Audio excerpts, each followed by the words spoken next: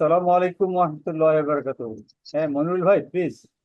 হ্যাঁ স্যার, ও যে আমাদের যে তারকাটা সব থেকে দূরে, এটা 9,300 কোটি কিলোমিটার দূরে, না 9,300 কোটি আলোকবর্ষ দূরে? আলোক বর্ষ দিক থেকে। 9,300 কোটি আলোকবর্ষ দূরে স্যার। জি, এবং সবচেয়ে দূরে যে তারা আছে সেগুলো জি স্যার। আলোর গতিতে আবার বাহিরে ছুটে যাচ্ছে। আচ্ছা স্যার। চিন্তা করা যায়, এখন চিন্তা করলে কেমন লাগে না? জি স্যার, ওইটাই চিন্তা করছে। 9,300 কোটি কিলোমিটার বললে তো হয়, কিন্তু 9,300 কোটি আলোকবর্ষ বললে তো মাথাটা খারাপ হয়ে যাচ্ছে আর মাথায় কি। খারাপ হয়ে যায়। তার মানে কি আল্লাহর যে আমরা আয়াতুল কুরসি পড়ি, এবং ওই যে মাইক্রো মাইক্রো ওয়ার্ল্ড যেটা বলেছি, ক্যাটাগরি 1 থেকে যদি ক্যাটাগরি 4 পর্যন্ত চিন্তা করা যায় যে কি বিশাল তার আধিপত্য এবং তার আহ, মানে তার পরাক্রমশালী এবং শ্রেষ্ঠত্ব যে বজায় রেখেছে যে বিশাল এলাকার উপরে প্রত্যেকটা জিনিসের উপর তার কন্ট্রোল। এটা চিন্তা করলে আসলে আমরা যদি আল্লাহর 99টা গুণের নামের গুণের সাথে একটু মিলিয়ে নেই, তাহলে কিন্তু বিশালত্বটা ধারণ করা যায় কিছুটা হলেও। তো এইটাই আমি যেটা মনে করি যে হয়তোবা আজ থেকে 10 বছর আগে, 20 বছর আগে জানতাম না, তাহলে কিন্তু হয়তোবা আল্লাহর কাছে মাফ পাওয়া যেত। কিন্তু এখন কিন্তু বিজ্ঞান নতুন নতুন জিনিস আবিষ্কার করছে, সেটা আলোকে জানাটা আমাদের খুব প্রয়োজন। তো আলহামদুলিল্লাহ, আমি খুব খুশি যে আপনারা সবাই ইন্টারেস্ট নিয়ে ক্লাসে আসছেন, জানার চেষ্টা করছেন। আমরা যেন সবাই একসাথে এই জিনিসগুলো জানতে পারি। আল্লাহ আমাদের তো রহমত বর্ষণ করুন। স্যার, গতদিনের ক্লাসটা আমার কাছে আরো সব থেকে বেশি মজা লেগেছে। মানে এই যে আপনি ব্রেনের যে স্যার আলোচনাটা করলেন শেষ জি জি সময়তে জি এসে, জি জি জি জি যে গোটা বিশ্বের সমস্ত কম্পিউটারে যে ডাটা আছে, তার থেকে বেশি ডাটা রক্ষণাবেক্ষণের মতো আমাদের মগজে ব্যবস্থা করা আছে। জি এবং যেহেতু সংযোগ ব্যবস্থা যতগুলো আছে, জি জি জি বিশ্বের যে কোনো সংযোগ মানে মাধ্যমের থেকে বেশি ব্যবস্থা করা আছে আর কি। জি। আসমানের আসমানে যত ছায়াপথে যত তারা আছে, তত হলো আমাদের সংযোগ ব্যবস্থা আছে। এইসব কথাগুলো আসলে মাশাআল্লাহ। বিশ্লেষণ মনে হচ্ছে। যাক, আমার খুব ভালো লাগছে যে আপনারা মানে এটা পরেও দেখছেন, বোঝার চেষ্টা করছেন। এই জিনিসগুলো একটু মাথায় ধারণ করলে তাহলে আসলে এই যে আমরা কার সামনে সেজদা করি, আমরা যে সূরা ফাতিহা পাঠ করি, প্রথম সেন্টেন্সের মিনিংটা বুঝতে পারি না আসলে। তো এই জিনিসগুলো ধারণ করলে হয় অটোমেটিক্যালি ইমানটা বেড়ে যায়, তাওহীদ আমরা বললে আল্লাহর কত শ্রেষ্ঠ, এটা বেড়ে যায়। আলহামদুলিল্লাহ। তো ঠিক আছে মনির ভাই, আমরা শুরু করি। আমার মনে হয় প্রায় 9-10 চলে এসেছি। জি স্যার।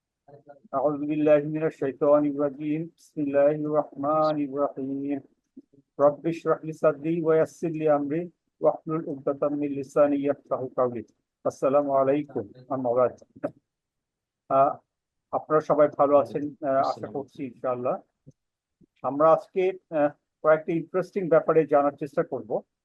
আমরা হিউম্যান বডি সম্পর্কে বেশ কিছু জিনিস গত ক্লাসে জেনেছি, আর কয়েকটা জিনিস বাকি আছে, সেটা আমরা জানবো। এর পাশাপাশি আমরা সবাই জানি যে আমাদেরকে আবার তৈরি করা হবে। তো রিক্রিয়েশন অফ হিউম্যান বিং, সেটা কিভাবে সম্ভব সেটা আমরা একটু বিস্তারিত জানবো।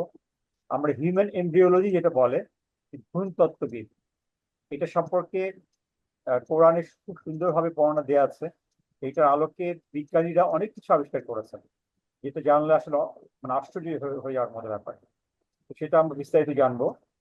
এছাড়া আমরা arrival of human being on earth, মানুষ যে পৃথিবীতে, আমরা জানি যে হযরত আদম আলাইহিস সালামকে জান্নাত থেকে সরাসরি পৃথিবীতে নাজিল করা হয়েছে, পাঠানো হয়েছে বিশেষ অবস্থার প্রেক্ষিতে। তো এখানে যেটা আমরা জানি যে মানুষ কিন্তু পৃথিবীর এই এনভায়রনমেন্টের মধ্যে জন্মগ্রহণ করে নাই, জান্নাত থেকে এসছে। তো এইটা বিজ্ঞানীরা অনেক বছরের গবেষণার পরে এটা আবিষ্কার করেছেন অনেক কিছু। সেটা সম্পর্কে আমরা বিজ্ঞানের আলোকে ব্যাপারটা বোঝার চেষ্টা করবো ইনশাআল্লাহ। তো এর সঙ্গে সঙ্গে আমরা শুরু করি তাহলে। আহ, আমি শুরুতেই আহ, সূরা আলাকের সূরা নাম্বার 96 এর 15 এবং 16 নম্বর আয়াতটা একটু আমি তেলাওয়াত করতে চাই। বিসমিল্লাহির রহমানির রহিম। কাল্লা লাইল্লাম ইয়ান্তাহি লা নাসফাআন বিন নাসিয়া নাসিয়াতিন কাযিবাতিন খাতিয়া। মানে হচ্ছে যে কাল্লা, কখনোই না, সাবধান। বি শিওর অ্যাসিওর লাইল্লাম ইয়ান্তাহি, তোমরা যদি নিবৃত না হও, লা নাসফাআন, তোমাদেরকে অবশ্যই হেঁচড়ে টেনে টেনে নিয়ে আসা হবে। বিন নাসিয়া, নাসিয়া হচ্ছে আমাদের মাথার সামনে যে আমাদের মাথার অগ্রভাগে যে চুলের কেশ গুচ্ছ রয়েছে, এটাকে বলা হয় নাসিয়া। নাসিয়া। তো এটাকে ধরে টেনে আমাদেরকে নিয়ে যাওয়া হবে দোজখের দিকে। তাহলে ব্যাপারটা কি দাঁড়াচ্ছে? ব্যাপারটা দাঁড়াচ্ছে যে তারপরেরটার সাথে আর একটু মিলিয়ে নেই, যে নাসিয়াতিন কাজিবাতিন ফাতিয়া। নাসিয়াতে মানে কেশ কুচ্ছ ধরে টান দেওয়া হবে, কাজিবা মানে হলো মিথ্যাবাদী, এবং ফাতিয়া হচ্ছে হলো পাপিষ্ঠ। তার মানে পাপিষ্ঠ এবং মিথ্যাবাদীদেরকে টেনে হিসড়ে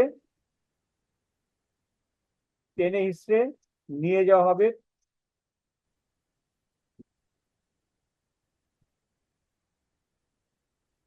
দোজখের দিকে। তো আমরা এখন যদি আমাদের আমরা আমরা গত ক্লাসে আমাদের ব্রেন সেল নিয়ে, ব্রেনের ব্যাপারটা নিয়ে জানার চেষ্টা করেছি।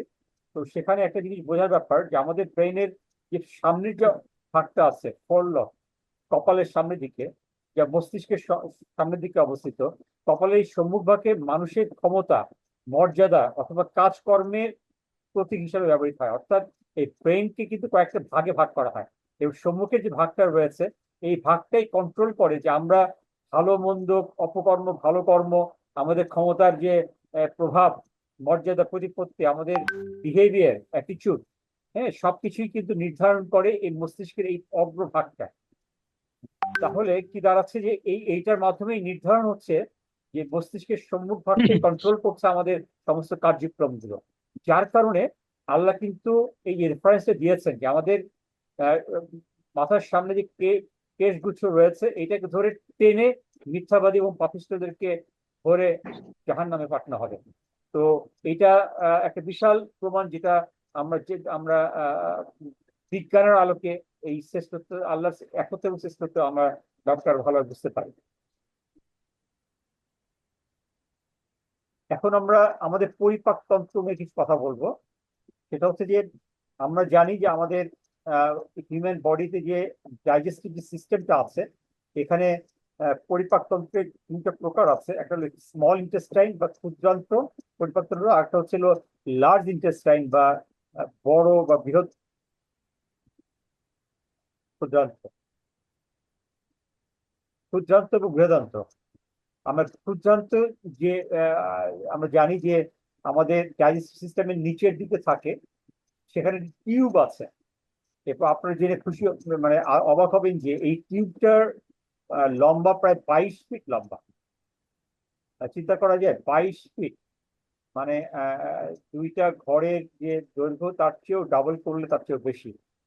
এবং এখানে এই ক্ষুদ্রান্তের ভিতরে এই 22 ফিট লম্বা এবং আরো প্রায় 8-10 ফিট হচ্ছে হলো বৃহদান্ত। সব মিলে এই পরিপাক তন্ত্রটা হলো 30 ফিটের মতো হয়। তো এই 22 ফিট যে ক্ষুদ্রান্ত রয়েছে, এখানে প্রায় 90% এর বেশি হজমটা এই জায়গাতেই হয়।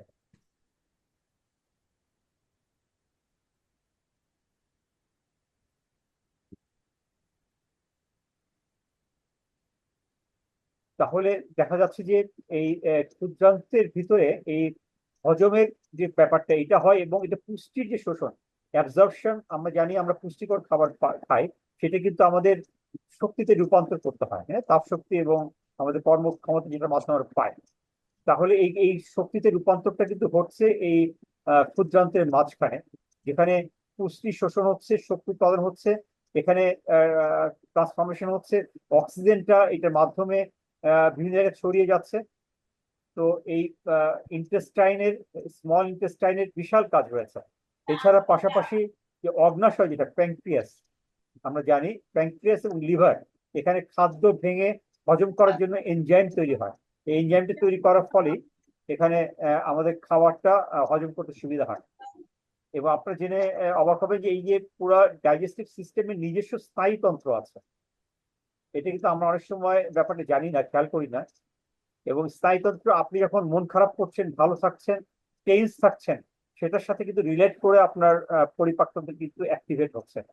এটা হয়তো যদি মাইনরলি খেয়াল করেন, আপনি যখন বেশি মানসিক চাপে থাকছেন, হ্যাঁ, বা ওভার টেন্স, বেশি প্রেশারে থাকছে, তখন হয়তো আপনি বেশি ক্ষুধা লেগে যাচ্ছে। তার মানে এই পরিপাকতন্ত্র যে স্নায়ু তন্ত্রটা এটা কাজ করছে, এবং এখানে ডিটারজেন্ট রয়েছে। হ্যাঁ, ডিটারজেন্ট রয়েছে যা নাকি পরিপাকতন্ত্রের খাবারটাকে ডাইজেস্ট করতে হেল্প করে।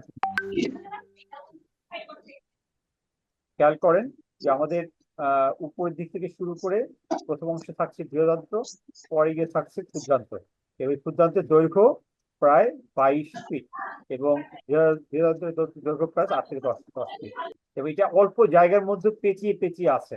কেউ কিন্তু কাউকে আঘাত করছে না, হ্যাঁ, ক্ষতি করছে না। একখানে যদি কোনো ক্ষতিকর প্রভাব হয়ে যায়, ফুটা হয়ে যায় বা তাহলে কিন্তু বিরাট বড় অসুবিধা হয়ে যাবে। তো এটা কিন্তু সহজে হচ্ছে না, অত্যন্ত সুন্দরভাবে গুছিয়ে পেঁচিয়ে এবং সুন্দরভাবে রাখা হয়েছে, আল্লাহর কি বিশেষ নিয়ামত।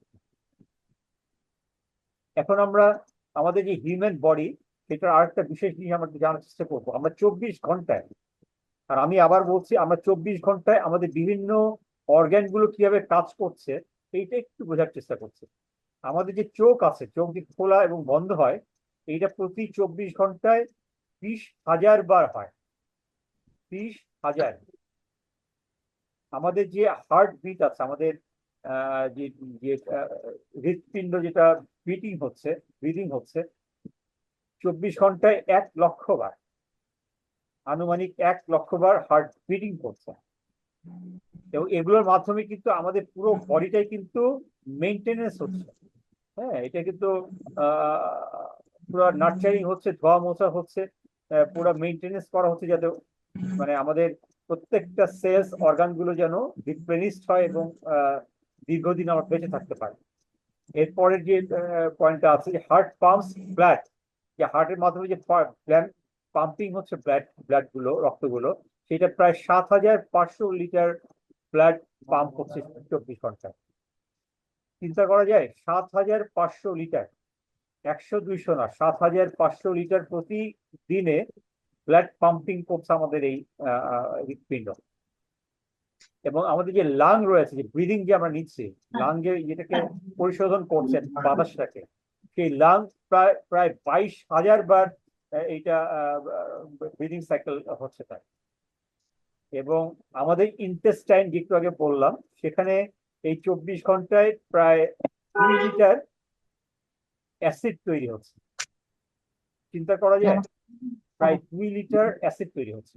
এবং আমাদের কিডনিতে যে স্টেরিলাইজ হচ্ছে ব্লাড, এই কিডনিতে ব্লাড স্টেরিলাইজ হচ্ছে এই 24 ঘন্টায় প্রায় 180 লিটার। 180 লিটার, চিন্তা করা যায়। তো এগুলো কিন্তু সবই আল্লাহ আমাদেরকে ফ্রি সার্ভিস দিচ্ছেন আমাদের বেঁচে থাকার জন্য। সূরা নাজিয়াতে একটা আয়াত আছে, হ্যাঁ, আনতুম আশাদ্দু খালকান আমিস সামাউ বানাহা রাফাআ সামকাহা ফাসাওয়াহা ওয়া আকতাশা লাইলাহা ওয়া আখরাজা দুহাহা ওয়াল আরদা বা'দা যালিকা দাহাহা। এই ধরনের বেশ কিছু আয়াত পরবর্তীতে রয়েছে, যেটার মানে হচ্ছে, প্রথম যে আয়াতটা, আনতুম আশাদ্দু খালকান আমিস সামাউ বানাহা, আনতুম, তোমাদেরকে তৈরি করা কি বেশি কঠিন ছিল, নাকি আকাশ সমূহ তৈরি করা কি বেশি বেশি কঠিন ছিল? তার মানে আল্লাহ বলতে চাচ্ছেন যে আকাশ সমূহ তৈরি করাটাই বেশি কঠিন ছিল। হ্যাঁ, তারপর বলছেন রাফা আসামকাহা, আমি আকাশ সমূহকে অনেক উঁচু করেছি এবং মজবুত করেছি, আমি রাতকে অন্ধকার করেছি, দিনকে আলো করেছি, যেটা আমরা কিছুটা আগে জেনেছি আগের ক্লাসগুলোতে। আমি এটা এখানে বলতে চাচ্ছি যে আমরা আমাদের হিউম্যান বডির যে বিভিন্ন পার্ট গুলো আমরা বোঝার চেষ্টা করলাম বড় আকারে, এইটা তো বিশাল একটা ব্যাপার, অথচ এইটার চেয়েও বেশি বড় ব্যাপার আল্লাহ যে আকাশসমূহ, যে টোটাল যে সৃষ্টি জগৎটা তৈরি করেছেন। এবং এইটা কিন্তু পুরো সৃষ্টি জগৎটা তৈরি করেছেন মানুষকে আল্লাহ এই পৃথিবীতে নিয়ে আসবেন সেই উপলক্ষে। এবং মানুষের জন্য একমাত্র কাজ হচ্ছে ওমা খালাক্তাল জিন্না ওয়াল ইনসা ইল্লা লিয়াবুদুনি, আমি মানুষ এবং জিনকে তৈরি করেছি এই জন্য যে তারা যেন একমাত্র আমারই ইবাদত করে। তাহলে আল্লাহ একটা মহাপরিকল্পনা। তো এই পরিকল্পনাটা বোঝা এবং আল্লাহর এই একাত্ম সৃষ্টিটা বোঝাটা খুব জরুরি। তাহলে কিন্তু আমাদের ইমান অটোমেটিক্যালি অনেক মজবুত এবং বড় হবে ইনশাআল্লাহ ইনশাআল্লাহ। এখন আমরা একটু বুঝতে চাইবো যে রিক্রিয়েশন অফ হিউম্যান বিং। আমরা জানি যে আমাদেরকে আবার তৈরি করা হবে।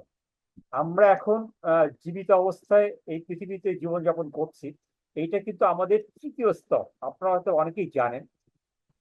আহ, অনেকেই জানেন যে আমাদের আমাদের আমরা একসময় রুহের জগতে ছিলাম, তারপর আমরা মায়ের পেটে আসি সেকেন্ড স্তরে, এবং তৃতীয় স্তরে আমরা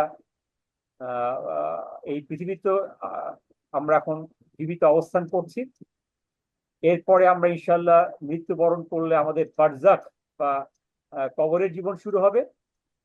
তারপরে পঞ্চম স্তরে গিয়ে আমরা ইনশাল্লাহ কিয়ামতের ময়দানে আমাদের ফয়সালা হবে ভালো মন্দের, এবং ষষ্ঠ স্তরে গিয়ে ইনশাআল্লাহ আমাদের জন্য বেহেশত বা দোজখ নির্ধারিত হবে। আমি দোয়া করি ইনশাআল্লাহ আমরা সবাই যেন বেহেশতবাসী হতে পারি। তো এই কথাটা কিন্তু আবার ইয়েতে দেওয়া আছে, সূরা ইনশিকাক সূরা নাম্বার 84। ফালা উকসিমু বিশ-শাফাক ওয়াল লাইলি ওয়া মা ওয়াসাক ওয়াল কামারি ইযা তাসাক লা তারকাবুন্না তাবাকান আন তাবাক। তারকাবুন্না হচ্ছে স্তর। আমি আমি সূর্যের লালিমার শপথ করছি, আমি রাতের শপথ করছি যেটা রাত থেকে অন্ধকার হয়ে যাচ্ছে, আমি আমি চাঁদের শপথ করছি যেটা নাকি পূর্ণ আকার ধারণ করছে, এবং এই যে এটাকে বলা হয় জবাবে কসম। তাহলে আল্লাহ কসম করে, এগুলো কসম করে আল্লাহ জবাব দিচ্ছে, লা তারকাবুন্না তাবাকান আন তাবাক, নিশ্চয়ই তোমরা একটা একটা করে স্তর ক্রস করবে। এবং এটা তো সবার জন্য মাস্ট, আমাদের আমাদের সবার জন্য কিন্তু এটা মাস্ট, এই একটা একটা করে স্তর ক্রস করা। যার ফলে আমাদেরকে কিন্তু তৈরি থাকতে হবে যে ফাইনাল যে ডেস্টিনেশন, সেখানে গিয়ে সারা জীবনের এবং অনন্তকালের জন্য যে ফয়সালাটা হবে, সেখানের জন্য আমরা ডান দিকে অধিবাসী হতে পারি। তো এই জন্য যে রিক্রিয়েশন যে হবে, আমি এইটা নিয়ে কথা বলবো, যে রিক্রিয়েশন হবে এটা কিন্তু নিশ্চিতভাবেই হবে। আল্লাহ কিন্তু সূরা আল বুরুজে বলছেন, সূরা আল বুরুজের 13 নম্বর আয়াতে, ইন্নাহু হুয়া ইউবদিউ ওয়া ইউঈদ, নিশ্চয়ই তিনি, ওয়া ইউবদিউ উনি তৈরি করেছেন, ওয়া ইউ ওয়া ইউ ইউবদি ওয়া ইউঈদু, ইউঈদু মানে আবার তৈরি করা। তিনি আমাদেরকে তৈরি করেছেন, আবার তৈরি করবেন নিশ্চিতভাবে। ইন্নাহু হুয়া ইউবদিউ ওয়া ইউঈদ, তিনি আমাদেরকে নিশ্চিতভাবে তৈরি করেছেন এবং আবার তৈরি করবেন নতুন করে। এবং সূরা তারিকে বলছেন, সূরা নম্বর 86 08 8 নম্বর আয়াতে, ইন্নাহু আলা রাজইহি লাকাদির, নিশ্চয়ই তিনি আলা তার উপরে, রাজইহি, রাজা মানে হলো ফিরিয়ে নিয়ে আসা, আবার তৈরি করা, লা মানে নিশ্চিত, কাদির মানে ক্ষমতাবান। তার মানে দাঁড়াচ্ছে নিশ্চয়ই তিনি, ইন্নাহু আলা রাজইহি, আমাদেরকে ফিরিয়ে নিয়ে আসার ব্যাপারে, লা কাদির অবশ্যই ক্ষমতাবান। তো নিশ্চয়ই আমরা আবার আমাদের ফিরিয়ে আনা হবে। আবার সূরা আল মুলক 2 নম্বর আয়াতে মহান আল্লাহ তাআলা বলছেন, আল্লাযী খালাকাল মাউতা ওয়াল হায়াতা লিয়াবলুয়াকুম আইয়ুকুম আহসানু আমালা ওয়া হুয়াল আজিজুল হাকিম। আল্লাযী খালাকাল মাউতা, আল্লাহ প্রথমে মৃত্যু সৃষ্টি করেছেন। ওই যে প্রথম স্তরের কথা বললাম, সেটাকে প্রথম তৈরি করা হয়েছে। তো মৃত্যু কিন্তু একটা সৃষ্টি, এটা কিন্তু আল্লাহর একটা বিশেষ সৃষ্টি, কিন্তু আমরা অনেক সময় বুঝি না ব্যাপারটা। তো তারপরে কি বলছেন, এই যে আল্লাযী খালাকাল মাউতা ওয়াল হায়াতা, তারপরে হায়াত দিয়েছেন আমাদেরকে এই স্তরে নিয়ে এসেছেন। লিয়াবলুয়াকুম, কেন? আমাদেরকে লিয়াবলুয়া পরীক্ষা করার জন্য, তোমাদেরকে পরীক্ষা করার জন্য। হ্যাঁ, কেন পরীক্ষা করার? কি পরীক্ষা? আহসানু আমালা, কে ভালো কাজ করে। আমালা মানে কাজ, আহসান মানে ভালো, কে ভালো কাজ করছে। ওয়া হুয়াল আজিজুল হাকিম, আজিজ মানে আল্লাহ ক্ষমতাবান, এবং আল্লাহ গফুর, আল্লাহ হলো ক্ষমাশীল। তাহলে আমরা যখন আল্লাহর এই পরিধিটা বুঝতে পারছি, তখন যে আল্লাহ যে আজিজ, আল্লাহ যে ক্ষমতাবান, আল্লাহ যে কি বিশাল ক্ষমতাবান, এটা কিন্তু আল্লাহর পরিধিটা আমরা এই যে আমরা এখন যে আলোচনাগুলো গত কয়েকদিন হলো করছি, সেটা আরো কিন্তু তখন এটা আরো ভালোভাবে বোঝা যাচ্ছে। আল্লাহ যে অত্যন্ত ক্ষমাশীল, আল্লাহর এই ক্ষমাশীলতার যে পরিধি, আমরা এই যে একটু আগে মনির ভাই বলছিলেন যে শেষ পরিধিটা যে কত দূরে, ৯,৩০০ কোটি আলোকবর্ষ জুড়ে, এবং সেই তারাটা আরো আলোর গতিতে বের হয়ে যাচ্ছে। এই পরিধিটার মালিক যিনি, ইনি কিন্তু শুধু আমেরিকার প্রেসিডেন্ট না, জো বাইডেন না, বা XYZ একটা প্রেসিডেন্ট, দেশের প্রেসিডেন্ট, এবং এই পৃথিবীর মালিক না। এই বিশাল পরিসরের মালিক যিনি, তার কাছে ক্ষমাটা আমার আপনার গুনাহ যে কত ছোট ক্ষুদ্র, আমরা যদি সেটা চিন্তা করে ক্ষমা চাই, তাহলে কিন্তু আমরা আমাদের জন্য নিশ্চিতভাবে বলা যায় ইনশাআল্লাহ আমাদের ক্ষমা পাওয়া খুব কঠিন কিছু হবে না। তো যাই হোক, আমরা এখন আমাদের রিক্রিয়েশনটা সায়েন্সের আলোকে একটু বোঝার চেষ্টা করবো। আবু হুরাইরা কর্তৃক বর্ণিত নবী করিম সাল্লাল্লাহু আলাইহি ওয়াসাল্লামের সহিহ হাদিস অনুযায়ী অনুযায়ী আমাদের মানব নবী করিম সাল্লাল্লাহু আলাইহি ওয়াসাল্লাম বলছেন, একটি অঙ্গ ছাড়া মানুষের সমস্ত অঙ্গ প্রত্যঙ্গ মৃত্যুর পর ধ্বংস হয়ে যাবে, এবং এটি অঙ্গটি হচ্ছে ককটিক্স বা মেরুদণ্ডের শেষের একটি ছোট্ট হাড়, যেখানে পুনরুত্থানের দিন মানুষকে পুনরায় সৃষ্টি করা হবে এইটার মাধ্যমে। অর্থাৎ আপনারা যদি সবাই একটু নিজের মেরুদণ্ডের দিকে হাত দেন এবং নিচের দিকে হাতটাকে নিয়ে যান, দেখবেন মেরুদণ্ডের নিচে একটা ছোট্ট হাড় রয়েছে, হ্যাঁ, যেটাকে বলা হচ্ছে ককটিক্স, মেরুদণ্ডের নিচে। এই ককটিক্স হাড়টার বিশেষ বৈশিষ্ট্য রয়েছে যা সহিহ হাদিসে বর্ণিত হয়েছে, এবং এই হাড়ের মধ্যে এমন কিছু বৈশিষ্ট্য রয়েছে যে এটা কোনো অবস্থাতেই এই কোষগুলোর বৈশিষ্ট্য কখনো ক্ষয়ে যায় না, নষ্ট হয়ে যায় না, এবং এটা এই জীবন তৈরি করার জন্য এটা একটা একটা একটা একটা সেন্ট্রাল এলিমেন্ট। এইটার মাধ্যমে আবার রিক্রিয়েশন সম্ভব। তো এটা আমরা আরেকটু বড় পরিসরে সাইন্টিফিক আলোকে বুঝতে চাইবো। আধুনিক বিজ্ঞানীরা মনে করেন যে ভ্রূণ সৃষ্টির প্রক্রিয়া, আমরা যে তৈরি হয়েছি মানুষের আমাদের মায়ের পেটে, সেখানে কিন্তু এই ভ্রূণ সৃষ্টির ক্ষেত্রে দুইটি অংশ কাজ করে। একটা হচ্ছে যখন ভ্রূণ সৃষ্টি শুরু হয়, তার বাহ্যিক এবং আভ্যন্তরীণ। বাইরের যে অংশটা ডিম্বাণুর ভিতরে রয়েছে, জরায়ুর মধ্যে রয়েছে, ভ্রূণকে সংযুক্ত করতে কাজ করে এই বাহিরের অংশটা, এবং ওই ওভারির মধ্যে প্রায় 15 দিনের সংযুক্তির পরে সেখানে দুইটা এলিমেন্ট তৈরি হয়, যার একটার নাম হচ্ছে প্রিমিটিভ স্ট্রিক, আর একটার নাম হচ্ছে প্রিমিটিভ নোড। আমি আবার বলছি, যখন এই ভ্রূণের মধ্যে যখন জরায়ের মধ্যে যখন ভ্রূণটা আস্তে আস্তে বাড়ছে, তখন এখানে দুইটা এলিমেন্ট তৈরি হচ্ছে 15 দিনের মধ্যে। একটার নাম হচ্ছে প্রিমিটিভ স্ট্রিক, আর একটার নাম হচ্ছে প্রিমিটিভ নোড। এখন এখানে খেয়াল করেন ডান দিকের ছবিটার মধ্যে, এই যে প্রিমিটিভ নোড, এটার মেরুদণ্ডের একটা হাতটাকে হাতে চিন্তা করেন, লম্বা উপর থেকে নিচ পর্যন্ত, নিচের দিকে এইটা এইটা আমাদের নিচের দিকে চলে গেছে অ্যারাসের দিকে, এবং উপরের দিকে প্রিমিটিভ নোড থেকে, এখান থেকেই বেসিক্যালি লাইফ, আমাদের যে জীবন্ত হওয়ার প্রক্রিয়াটা ভ্রূণের মাধ্যমে শুরু হয়। এই প্রিমিটিভ নোড থেকে আস্তে আস্তে উপর দিকে মেরুদণ্ড তৈরি হয়, উপর দিকে এই যে future mouth and cardinal total সিস্টেমটা তৈরি হয়। তো এটা দুইটা এন্ড আছে, একটা হলো ক্র্যানিয়াল এন্ড, আর একটা হলো কর্ডাল এন্ড। কর্ডাল এন্ডটা হলো নিচের দিকের এলিমেন্ট গুলো তৈরি হয়, এবং ক্র্যানিয়াল এন্ডটা উপরের দিকে আমাদের মস্তিষ্ক, মাথা, মুখ, গহ্বর এই জিনিসগুলো তৈরি হয়। বাট এটা তৈরির শুরুর বিন্দুটা হচ্ছে প্রিমিটিভ নোড।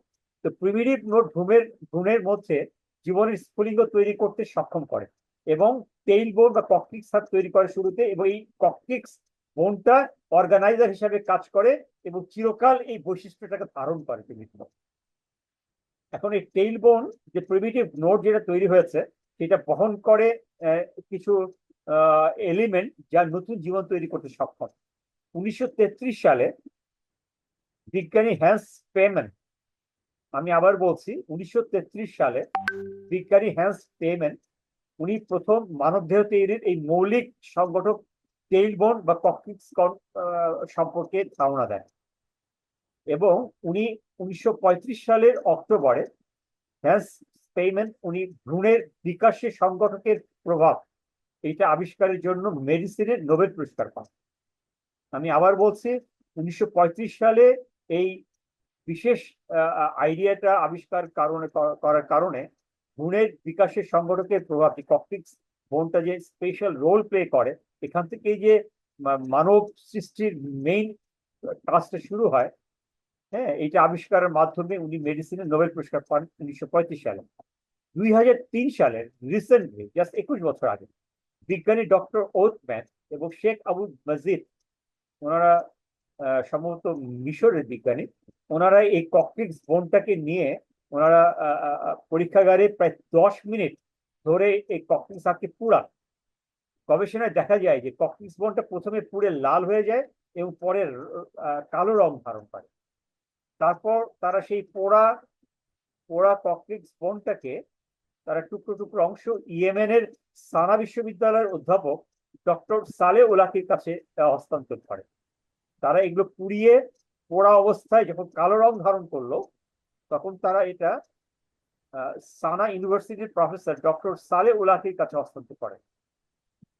প্রফেসর ডক্টর সালে ওলাকির পরীক্ষায় দেখতে পান যদিও বা ককলিক্স সার পুড়ে গেছে, কিন্তু এর সমস্ত কোষ সম্পূর্ণরূপে অক্ষত রয়েছে, যা অন্য কোনো হাড় বা ত্বকের ক্ষেত্রে অসম্ভব।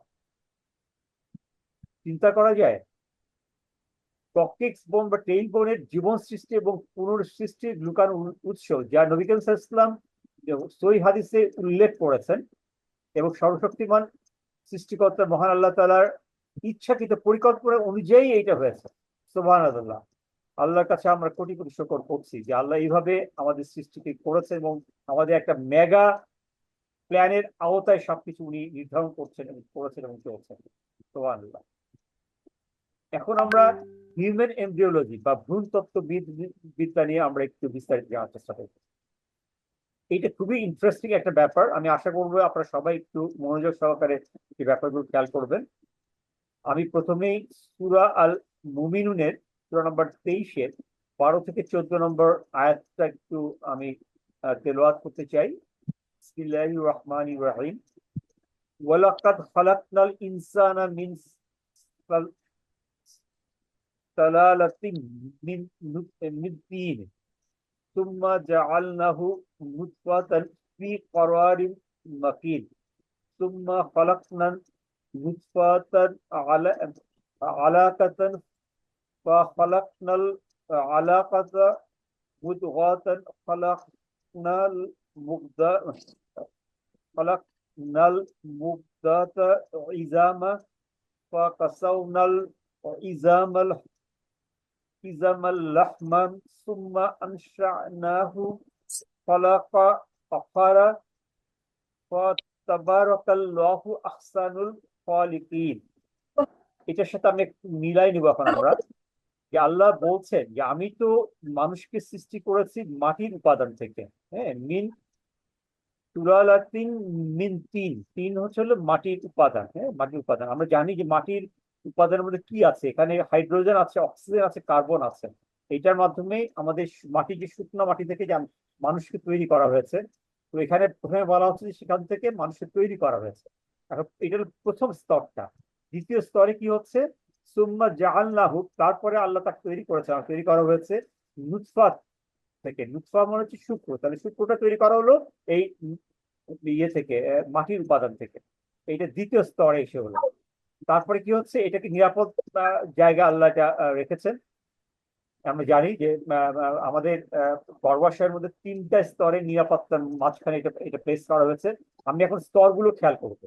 তার মানে মাটির উপাদান প্রথমে প্লেস করা হলো, সেখান থেকে শুক্র তৈরি দিয়ে শুক্রবিন্দু স্থাপন করা হলো, এবং শুক্রবিন্দু জমাট বেঁধে এইটা আলাকা তৈরি করলো। আলাকা হলো জমাট রক্তবিন্দু। নেক্সট স্টেপটা আলাকা।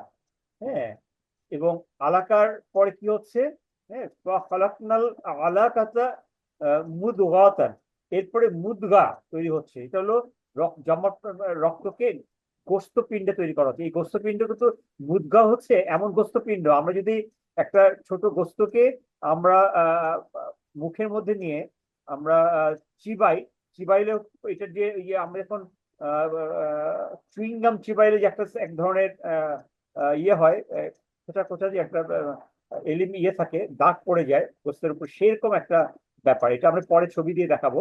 তো এরপরে ওই আলাকা জমাট বা বাঁধা রক্তবিন্দু আলাকায় পরিণত হচ্ছে, মুদগায় পরিণত হচ্ছে।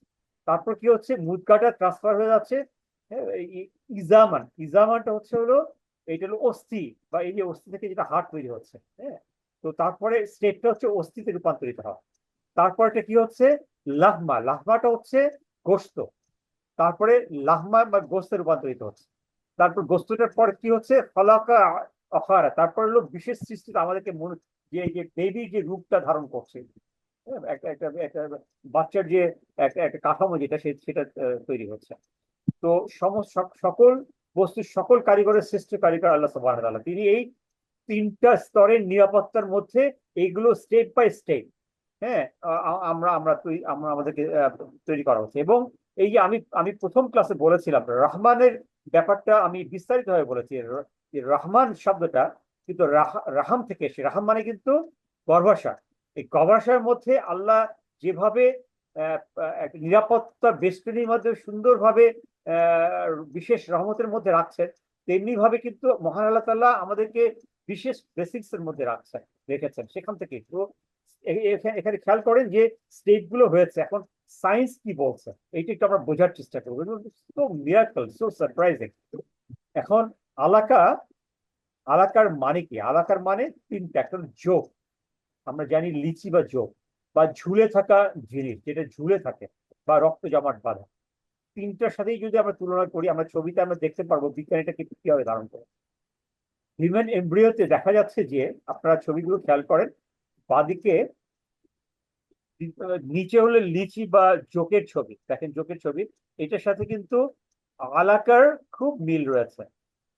হ্যাঁ, যে রক্ত জমাট বাঁধার পরে যেটা যে অবস্থা ধারণ করছে এমব্রিওর প্রথম দ্বিতীয় পর্যায়ে, হ্যাঁ, এবং এটা যে রক্ত জমাট বাঁধা অবস্থায় যে গর্ভাশয়ের ভিতরের দিকে লেগে থাকছে হ্যাঙ্গিং অবস্থায়, ডান দিকে ছবিটা খেয়াল করেন, মার্শাল্লাহ, চিন্তা করা যায়।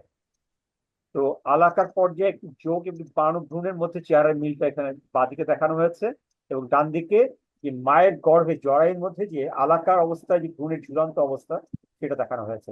এবং এটা কিন্তু বিজ্ঞানীরা রিসেন্টলি আবিষ্কার করেছে, রিসেন্টলি, ভেরি রিসেন্টলি, যেটা আমি একটু পরে একটু বিস্তারিত বলবো।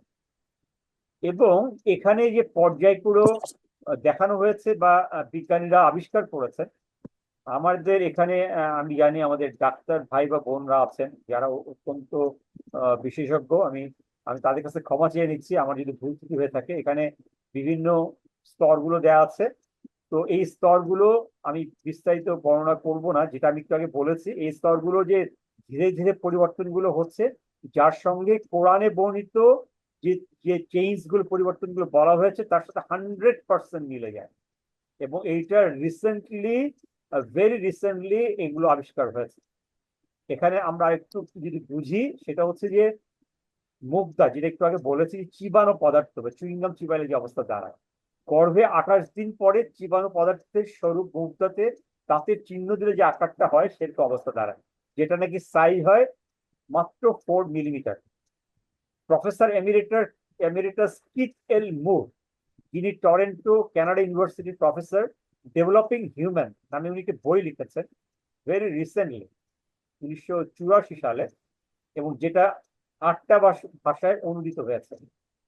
কোরআনে যেভাবে বর্ণনা করা হয়েছে সেইভাবেই উনি তার বৈজ্ঞানিক গবেষণার মাধ্যমে বের করেছেন। পরবর্তীতে যখন উনি কোরআনের ধারণাটা জানতে পেরেছেন, তিনি সম্পূর্ণরূপে বিস্ময় প্রকাশ করেন, এবং 1984 সালে উনি অ্যানাটমিতে বিশেষ মর্যাদাপূর্ণ পুরস্কার লাভ করেন। তিনি বলেন, প্রফেসর এমেরিটাস কিথ এল মুর, উনি বলেন 1984 সালে স্পেশাল প্রাইজ পাওয়ার পরে, যে নিশ্চিতভাবে আমি বলতে চাই যে হযরত ইসলাম অবশ্যই সৃষ্টিকর্তা আল্লাহর রসুল, এবং কোরআন অবশ্যই আল্লাহর বাণী। এবং উনি পরবর্তীতে জানা যায় যে উনি মুসলমান ধর্ম গ্রহণ করেছেন। তো আসলে দেখা যায় যারা নাকি কোরআনকে নিয়ে বৈজ্ঞানিক ভাবে গবেষণা করে নতুন কিছু পায়, তার বিজ্ঞানের সাথে মিলে যায়, তখন কিন্তু ওনারা আল্লাহর কাছে অটোমেটিক্যালি মুসলমান হয়ে যায়, আল্লাহর কাছে নমস্কার করে। তো আমরা আসলে মানে কোরআন থেকে, কোরআনের বিশেষ জ্ঞানগুলো থেকে অনেক দূরে। আমরা মনে করি যে বিজ্ঞান বা সায়েন্স বা অ্যাস্ট্রো সায়েন্স বা অ্যাস্ট্রোলজি, মেডিকেল সায়েন্স, সায়েন্স আর যেগুলো ওশানোলজি, অল সায়েন্স যে এলিমেন্ট গুলো রয়েছে সেগুলো মনে হয় কোরআনের বাহিরে, তা মোটেও নয়।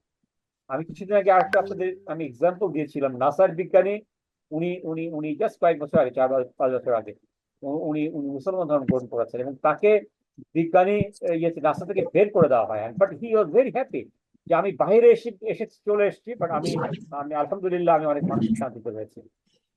তো এখানে আমরা আরেকটা জিনিস দেখতে চাই ছবির মাধ্যমে, সেটা হচ্ছে যে এই যে ফটো মাইক্রোগ্রাফে আমরা মায়ের গর্ভে যে আলাকা রয়েছে, যে আলাকার পর্যায়টা আমরা ফ্রিতে খেয়াল করেন, প্রায় 15 দিন বয়সী যে মায়ের গর্ভে যে অবস্থা দাঁড়ায় সেটা এখানে দেখানো হচ্ছে।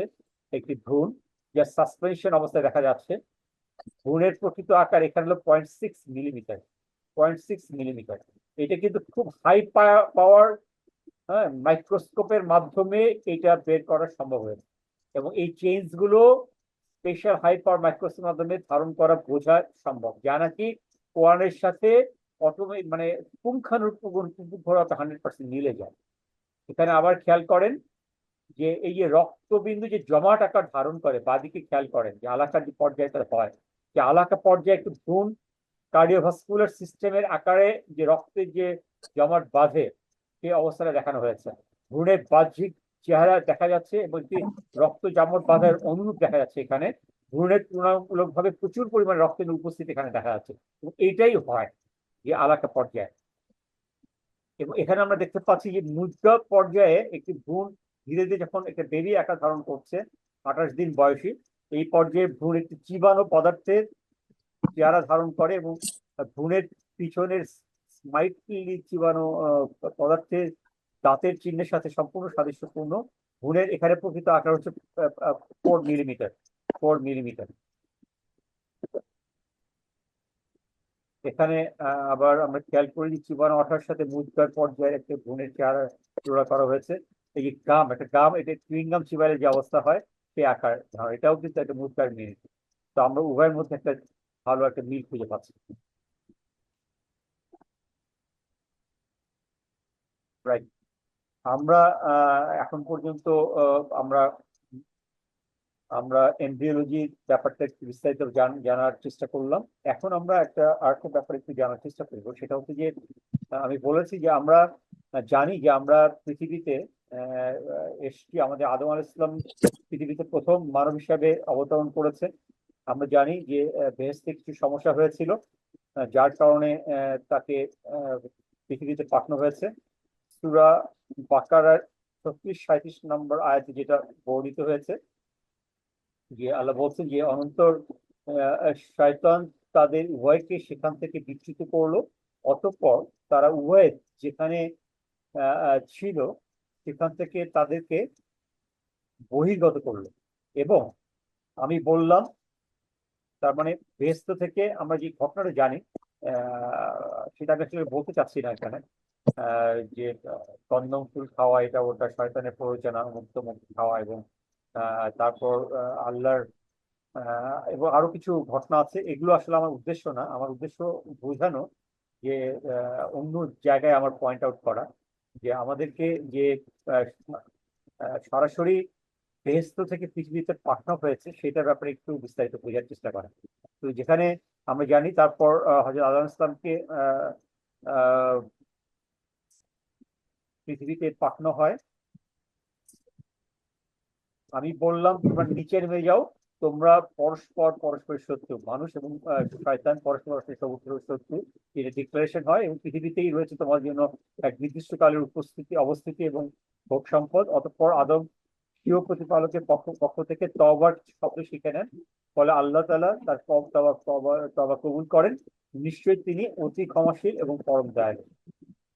তো এখানে আমরা যেটা বোঝার চেষ্টা করছি সেটা হচ্ছে যে আমরা কিন্তু এই যে আমরা পৃথিবীর প্রথম সৃষ্টি যেটা বিগ ব্যাং এর মাধ্যমে যাত্রা শুরু হলো প্রায় 1380 কোটি বছর পূর্বে, সেখান থেকে যাত্রা শুরু করে আমরা জানি যে এটা প্রথমে গ্যাস আকার ছিল, প্রথমে একটা একটা একটা বিন্দুতে ছিল, তারপর গ্যাসের আকৃতি ছিল, নেবুলা ছিল, তারপর স্টার তৈরি হয়, গ্যালাক্সি তৈরি হয়। হ্যাঁ, এবং এই যে আমরা জানি যে ওয়াল আরদা বা'দা জালিকা দাহাহা, যে পৃথিবীকে দাহাহা এই যে বর্তমান যে রূপ, যে সমতল ভূমি, যে যে গোলাকৃতি বা কমলালেবু আকৃতিতে ধারণ করানো হলো, হ্যাঁ, সেইটাতে প্রায় 456 কোটি বছর লেগেছে। তো তারপরে কিন্তু অনেক পরে পৃথিবীতে মানুষের আগমন ঘটবে, যেটা নাকি হতে পারে, আমি অনেক ভাবে চেষ্টা করেছি এক্স্যাক্টলি জানার জন্য যে হযরত আদম আলাইহিস সালাম কত বছর আগে পৃথিবীতে আগমন করেছেন। এইটার কোনো এক্স্যাক্ট ডেট আমি কোথাও পাই নাই আমার রিসার্চে। তো আমার ধারণা হয়তো বা 1 লক্ষ বা 2 লক্ষ বছর আগে হতে পারে, নিশ্চয়ই এটা কোটি বছর আগে না। অথচ আল্লাহ কিন্তু মানুষকে যে পৃথিবীতে নিয়ে আসবেন তার ধারণা কিন্তু অনেক আগেই ওনার প্ল্যানিং করা আছে। এবং আমরা এটাও জানি যে আদম আলাইহিস সালাম, নবী করিম সাল্লাল্লাহু আলাইহি ওয়াসাল্লামের উনি নামটা উনি কলমা, এই সূরা তাইবা যে আমরা কলমাটা পড়ি, হ্যাঁ, এটা উনি বেহেশতে কোথাও দেখেছেন, এটা আমরা জানি। তার মানে হচ্ছে আল্লাহর যে মেগা প্ল্যান, সেইটার অংশ কিন্তু কোটি কোটি বছর ধরে এনভায়রনমেন্টটা তৈরি করে তারপরে মানুষকে পৃথিবীতে পাঠানো হয়েছে। তো মানুষকে যে পৃথিবীতে পাঠানো হলো, এখানে বাকি যে আমরা জীবজন্তু, আমরা জীবন্ত যা কিছু দেখছি পাচ্ছি, তা কিন্তু এই এনভায়রনমেন্ট থেকেই তৈরি হয়েছে, এই কেমিক্যাল সায়েন্স, বায়োলজিক্যাল সায়েন্স যেটা বলছে। কিন্তু এখানে আমরা দেখতে পাচ্ছি যে 2017 সালে 20 বছর ধরে গবেষণার পরে মার্কিন ইকোলজিস্ট, বাস্তুবিজ্ঞানী ডক্টর এলিস সিলভার, উনি উনি গবেষণা করে একটা বই লেখেন, প্রায় 569 পৃষ্ঠার বই। যে বইয়ের নাম হচ্ছে humans are not from Earth. Humans are not from Earth. আমরা জানি যে কিছু কিছু বিজ্ঞানী এক ধরনের ধারণা দেওয়ার চেষ্টা করেছিল, যেটা যেটা কোরআনের ধারণার সাথে যায় না, যা মানুষ বানর ছিল, বানর থেকে বর্তমান অবস্থায় এসছে, something like that, which is totally bogus and wrong and lie. তো কোরআনের সঙ্গে মিলে যায় এই যে ধারণাটা, বা বিজ্ঞানের গবেষণায় যে এই ডক্টর এলিস সিলভার যে ধারণাটা নিয়ে এসেছেন এবং উনি যে বই রচনা করেছেন, সেই বইয়ের আলোকে আমরা একটু বুঝতে চাইবো যে ডক্টর এলিস সিলভার ওনার বই হিউম্যানস আর নট ফ্রম আর্থ, সেই বইটাতে উনি কিভাবে জিনিসগুলোকে নিয়ে এসছেন। সামারাইজ ফর্মিক যে একটা পয়েন্ট আমি বলবো, যেখানে ডক্টর এলিস বলছেন যে ফিজিওলজিক্যাল আমাদের যে বৈশিষ্ট্য, আমাদের মানব মানব দেহের মধ্যে যে বৈশিষ্ট্যগুলো আছে, এগুলোর মধ্যে বিভিন্ন ধরনের লিমিটেশন আছে। আমরা জানি যে মহান আল্লাহ তাআলা কিন্তু কোরআনের মধ্যে বলেছেন আমাদেরকে তৈরি করা হয়েছে খুব দুর্বল ভাবে। হ্যাঁ, লাকাদ খালাকনাল ইনসানা ফি কাবাদ, যেটা সূরা আল বালাদ সূরা নম্বর 92 তে বলছেন যে আমাদেরকে এই কষ্টের মধ্যে, বিকজ আমাদের কিন্তু এই কষ্টটার মধ্যে দিয়ে যাওয়াটাও কিন্তু এটা আমাদের পরীক্ষা। আমরা বলি যে ফিতনা, ফিতনা মানে কিন্তু পরীক্ষা। ফিতনা মানে কঠিন কিছু না, কিন্তু খারাপ কিছু না। ফিতনা মিনস পরীক্ষা, exam. So we all are in the exam hall, starting from the day of birth. জন্মের শুরু থেকে আমরা পরীক্ষা হলের মধ্যে আছি এবং পরীক্ষা দিচ্ছি, পরীক্ষার এক্সাম পেপারে সবকিছু নোট ডাউন করা হচ্ছে।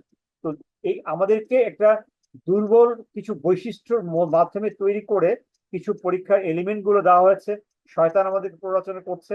তো সেখানে বিরুদ্ধে আমাদের কিছু ভালো গুণও আছে, আমাদের আমাদের ভালো মন্দ,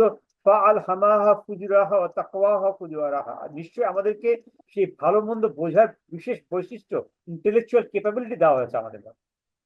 তো এইটা আমরা জান্নাত থেকে এখানে এসেছি, স্পেশাল ক্রিয়েশন অফ অলমাইটি আল্লাহ সুবহানাহু ওয়া তাআলা, এই জিনিস বোঝার ব্যাপার আছে। কিন্তু এখানে ইকোলজিক্যাল রিসার্চের মাধ্যমে ডক্টর এলিস বলছেন যে এই যে আমরা বিভিন্ন ধরনের আমরা অসুখ বিসুখের মধ্যে ভুগি, আমাদের ব্যাক পেইন হয়, আমাদের জ্বর হয়, আমাদের বিভিন্ন ধরনের অসুখ বিসুখ হয়, ক্যান্সার হয়, আমরা আমাদের এই করোনা হয়ে গেল, বিভিন্ন ধরনের সমস্যার মধ্যে দিয়ে যাই। হ্যাঁ, যেসবের কারণ বলছে যে আমরা আসলে নেচারের সাথে নিজেদেরকে অ্যাডজাস্ট করতে পারি না।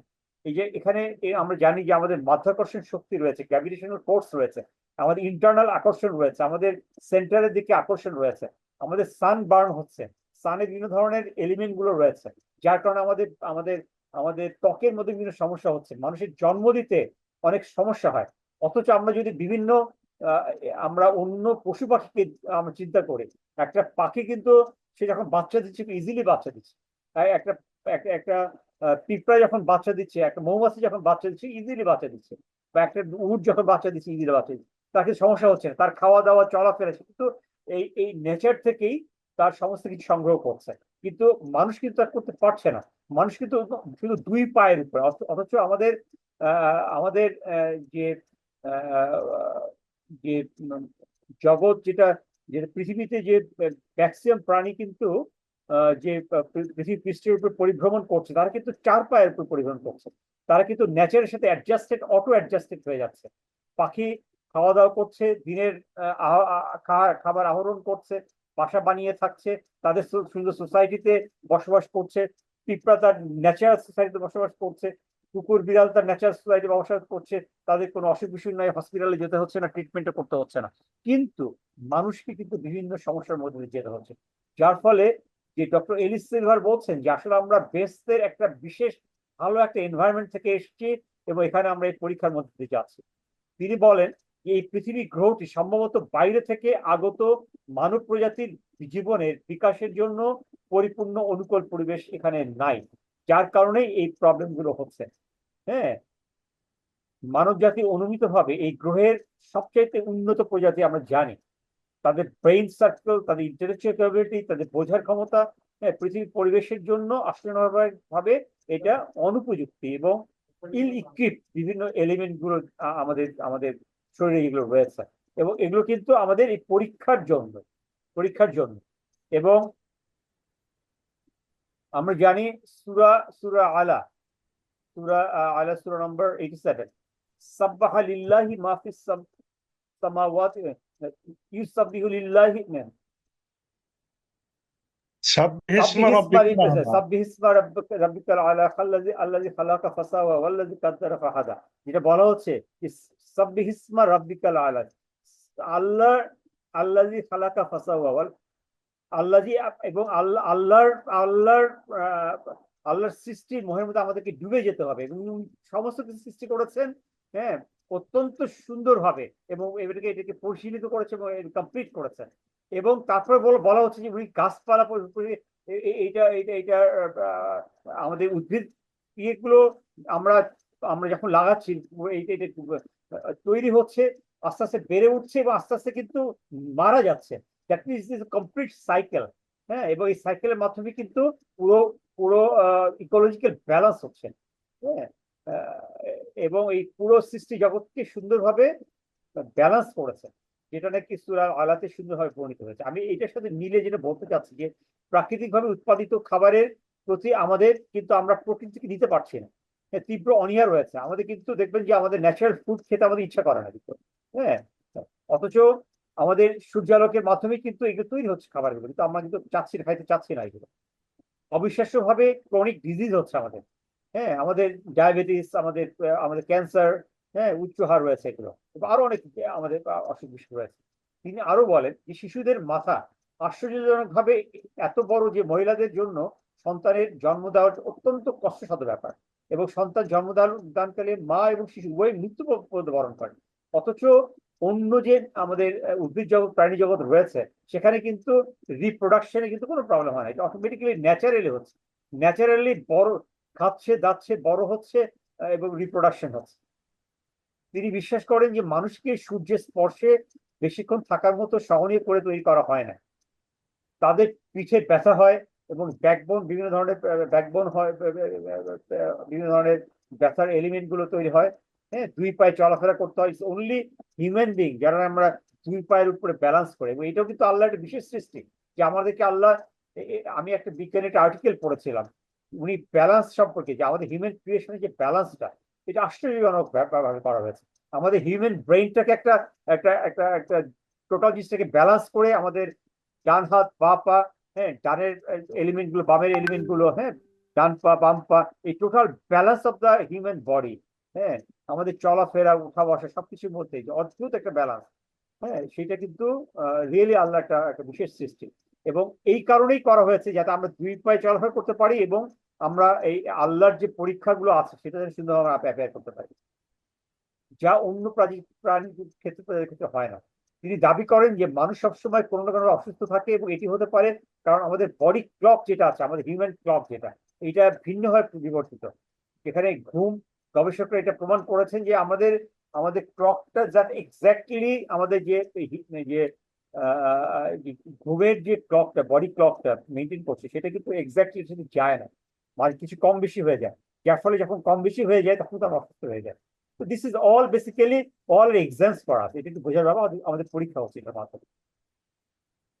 যাই হোক, এইটার মাধ্যমেই আমি আমার ক্লাসের লাস্টের দিকে চলে এসেছি। এখন আমি ছোট্ট একটা ভিডিও দেখে আমি কোশ্চেন অ্যান্সার সেখানে যাবো।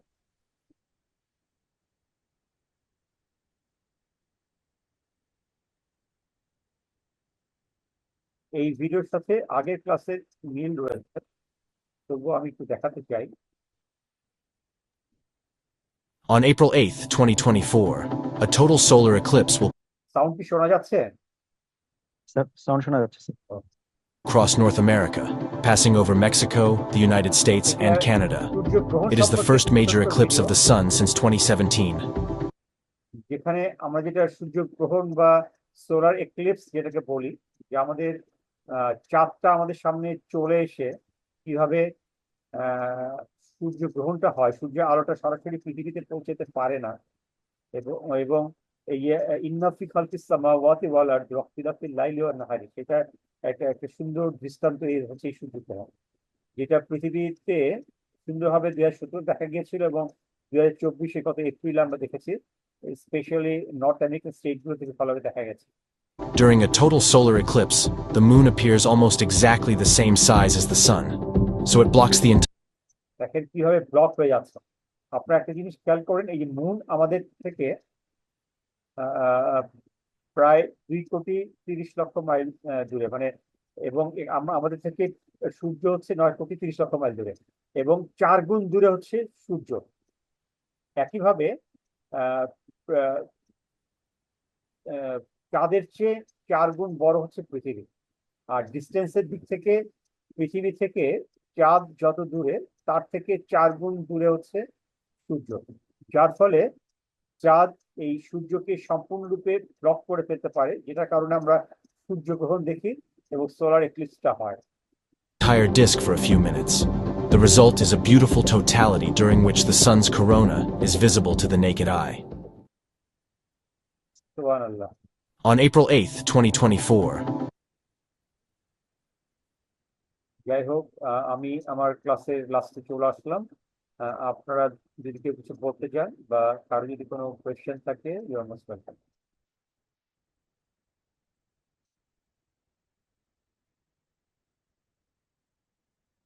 আলহামদুলিল্লাহ, আমরা আজকে 19 জনকে দেখতে পাচ্ছি, ক্লাসের শেষেও আছেন। মাশাআল্লাহ, মাশাআল্লাহ, থ্যাংক ইউ ভেরি মাচ। হ্যাঁ, মনিরুল ভাই কিছু বলতে চান, প্লিজ।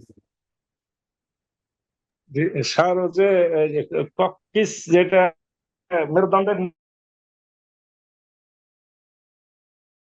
টপিক স্যার বলে, শুনতে পাচ্ছি, বলে। হ্যালো। প্রথম যে ইজামাটা তৈরি হয় সেটাই নাকি? না না না না না না, কক্কিসই কি প্রথম হয়? এটা এটা এটা ইনফ্যাক্ট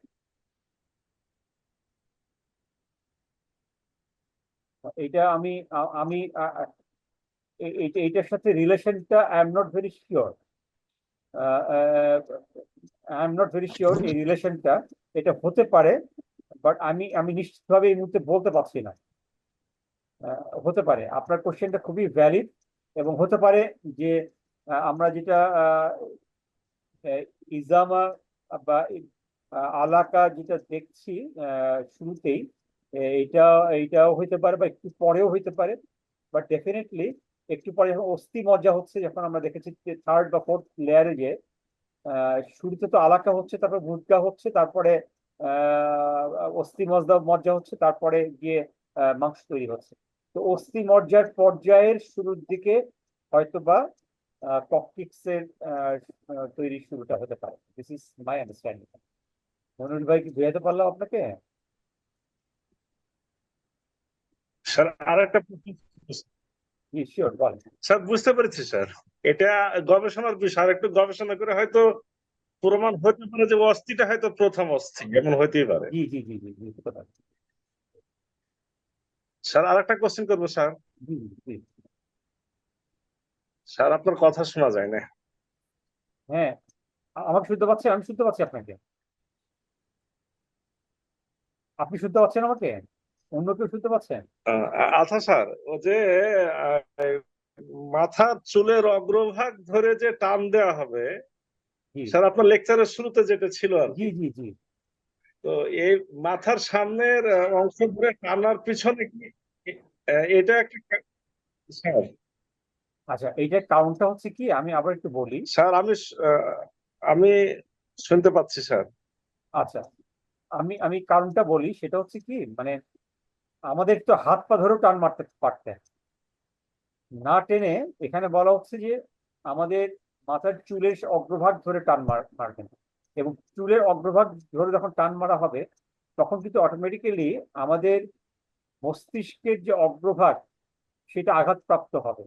এবং মস্তিষ্কের অগ্রভাগ, আমরা এইটা মস্তিষ্কের মধ্যে কয়েকটা ভাগ আছে, যেই ভাগটা সামনের দিকে থাকে এইটা আমাদের মেইন মেমোরি হিসেবে কাজ করে, মেইন ব্রেন সেল হিসেবে কাজ করে। আমরা যে খারাপ কাজ করি, আমরা যে এই যে ধান্দাবাজি করছি, আমাদের যে এই যে ঘটনা ঘটলো এই জুলাই অভ্যুত্থানে আমরা দেখলাম, হ্যাঁ, মারামারি কাটাকাটি ফায়ার করে মেরে ফেলা হচ্ছে, হ্যাঁ, যত ধরনের খারাপ কাজ, স্বৈরাচারী যে কার্যক্রমগুলো হয়েছে, খারাপ কাজগুলো, যারা নাকি যে যে মিথ্যাবাদী এবং স্বৈরাচারী তাদেরকে যখন এই মাথার চুলের সামনের দিকে, এই মাথার এই সামনের ব্রেইনটাই এই খারাপ কাজ করতে প্রভাবিত করেছে।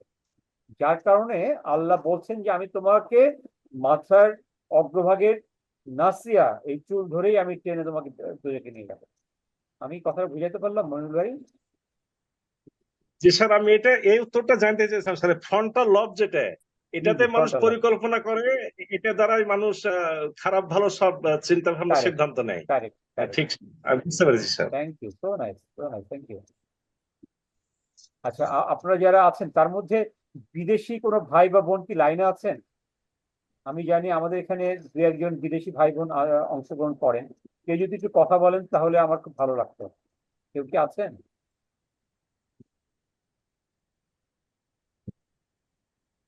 আচ্ছা, হয়তো বা এই মুহূর্তে নাই। আর কেউ কি কিছু বলতে চান? আপনাদের কি কোনো কোনো সাজেশন আছে যে ক্লাসটা এইভাবে নেওয়া ঠিক হচ্ছে কিনা, বা এইভাবে নিলে ভালো হয়, বা অন্য কোনো suggestion? You are most welcome. বা ঠিক আছে, ভালো থাকলে ভালো, আলহামদুলিল্লাহ। স্যার আলহামদুলিল্লাহ sir. Okay Tasnim, thank you very much. আমি গতদিন আপনাদের সাথে একটা গুড নিউজ শেয়ার করেছি, আলহামদুলিল্লাহ। আমি ইনশাআল্লাহ ইস্টার্ন ইউনিভার্সিটিতে শর্টলি বিজনেস ফ্যাকাল্টি ডিন হিসাবে কাজ করতে যাচ্ছি। আপনারা আমার জন্য দোয়া করবেন। আমি আমার আসলে পিএইচডি করেছিলাম মার্কেটিং এর উপরে, এবং মার্কেটিং এর পিএইচডির উপরে আমার একটা বইও আছে, new service marketing strategy for quality education, যেটা বিভিন্ন বিশ্ববিদ্যালয়ে পড়ানো হয়। তো আলহামদুলিল্লাহ, তো আমি হয়তোবা জয়েন করার পর অনেক চ্যালেঞ্জ আছে। আপনারা দোয়া করবেন আমার জন্য, আমার ফ্যামিলির জন্য। আপনারা সবাই ভালো থাকবেন, সুস্থ থাকবেন। আল্লাহ আমাদেরকে হেফাজত করুন। মে আল্লাহ সুবহানাহু ওয়া তাআলা bless us all. আল্লাহ হাফেজ। আসসালামু আলাইকুম ওয়া রাহমাতুল্লাহি ওয়া বারাকাতুহু। ওয়ালাইকুম আসসালাম।